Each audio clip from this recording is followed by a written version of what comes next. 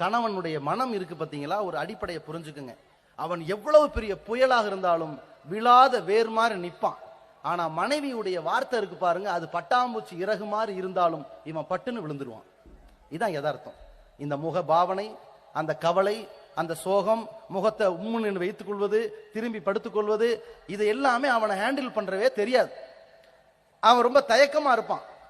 Waste, உங்களை கல்யாணம் பண்ணதுல எந்த புண்ணியம் இல்லை என்று போட்டு ஒரு போடு போட்டுருவா. அந்த நேரத்தில் கணவன் அப்படி திணறி நிப்பான். என்னடா பண்றது, அப்படி என்னடா பண்ணிட்டோம். அப்பதான் அவன் கோவப்பட்டு, நான் உனக்கு அதை பண்ணலையா இதை பண்ணலையா, டக்குன்னு கழட்டு வந்தா இதானே வச்சுக்க போ அப்படின்பா.